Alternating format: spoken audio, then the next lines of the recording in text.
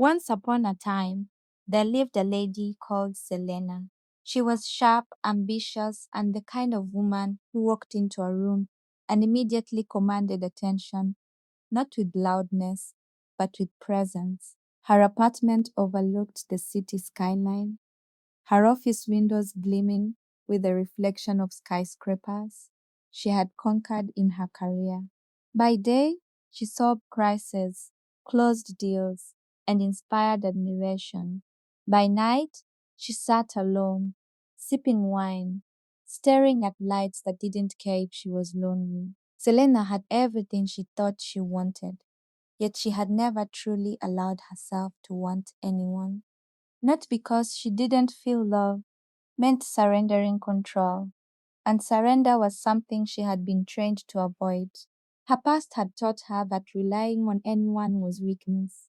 She excelled, she thrived, she conquered, but love remained a puzzle she couldn't solve. Early in her career, Selena had a brief fling with Lucas, a charismatic entrepreneur who promised excitement and spontaneity.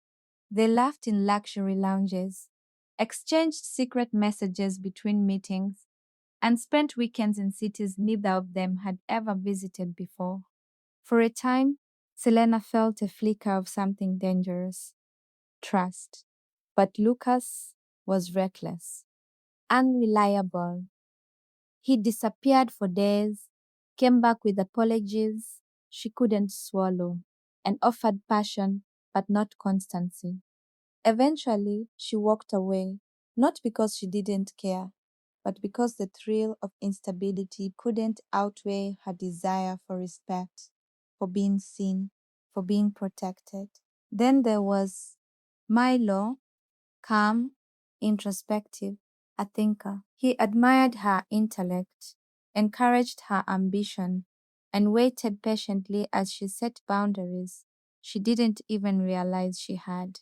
Milo's love was quiet, steady, unwavering, but Selena struggled with it. She found herself restless, uncomfortable with being cared for without a challenge, without the familiar tension she thought she needed. She pulled away. She ended it gently, telling him she needed space, while inwardly grieving that she had sabotaged a rare, safe love. Years passed. Relationships came and went like passing traffic in the city she lived in. A summer romance with Daniel, a musician with eyes full of storms, ended with her heart shattered after a night of laughter and promises that never materialized. A colleague, Omar, tried to catch her heart in office corridors filled with fluorescent lights and endless meetings, but she rejected him preemptively, fearing the vulnerability he demanded. Each love she encountered offered a reflection of what she feared or craved, and each time she left with more questions than answers. Then she met Ethan, different from anyone else. Gentle yet confident, attentive but not suffocating. He listened while she spoke, laughed when she teased, and didn't flinch when she dominated the conversation. For the first time, Selena felt a flutter of hope. She wanted him, truly, but the old habits whispered, control, guard, retreat. Every time Ethan leaned in, she pulled back, often without knowing why. One rainy evening, after a gallery opening, they walked along sleek streets, city lights reflecting in puddles. Ethan reached for her hand. For a moment, she allowed it. Her fingers brushed his, warmth spreading through her chest. But then she pulled away. I can't do this, she whispered, more to herself than him. Ethan stopped, confused, his hand extended. Do what? He asked softly. Selena's chest tightened. Being like this, letting someone care. She turned and walked faster. That night, alone in her apartment, rain tapping the windows, she wept silently. She wanted to call him, to beg him to stay, But calling meant surrendering. Surrender meant weakness. And weakness was terrifying. Weeks passed. Texts went unanswered. Invitations declined. Each attempt by Ethan to reach her made her chest swell and ache, yet she stayed silent. She had learned to protect herself, but in doing so, she watched the one person who might have seen her fully drift away. Selena tried to distract herself. She dated briefly, casually, short flings that were safe because they required no intimacy. Jordan, a lawyer with sharp eyes, made her laugh. She left him before the first kiss. Leo, a travel writer, awakened longing. She ghosted him after a week. Every man she met in revealed her own fear. Every flirtation ended with her isolating herself.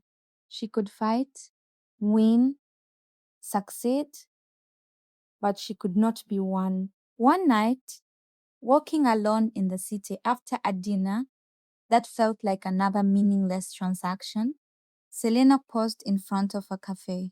Through the glass, she saw Ethan with someone else, laughing, at ease, unaware of her gaze. She realized, with cold clarity, that she had pushed away the one person who might have loved her fully.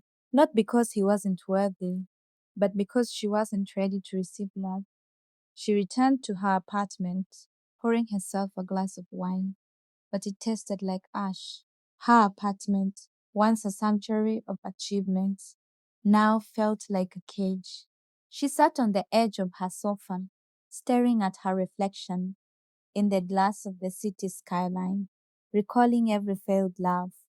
Lucas, Milo, Daniel, Omar, Jordan, Leo, all reflections of herself. Each loss mirrored her inability to open her heart fully. Selena thought about her parents. Her father, distant, critical. Her mother, always comparing, always judging. She had grown up learning that love came with conditions. Approval had to be earned. She had carried that lesson into every relationship, never realizing that by protecting herself, she had repeatedly destroyed what she most wanted. Finally, late at night, she looked at her phone. Messages from Ethan flashed on the screen. Can we talk? I'm worried about you. She wanted to type, yes, but she didn't.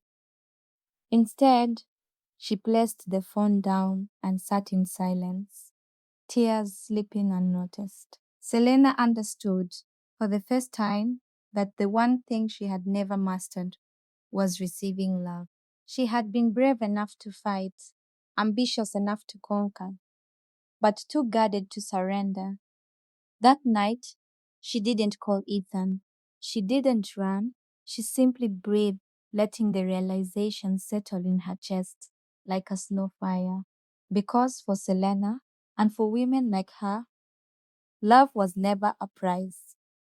Love was a mirror, and to see herself in it, fully, without fear, without pretense, without walls, that was the courage she had never dared master. And in that quiet, heavy, chaotic night, something shifted.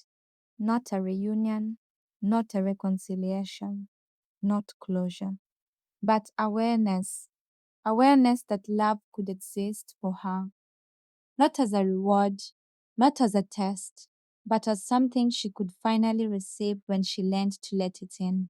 And that is where Bloom Within begins, not by fixing her life, but by guiding her to recognize patterns, confront fears, and practice receiving love with courage. Because strength is not only in giving, achieving, or protecting. True strength is in letting someone care for you and being brave enough to accept it.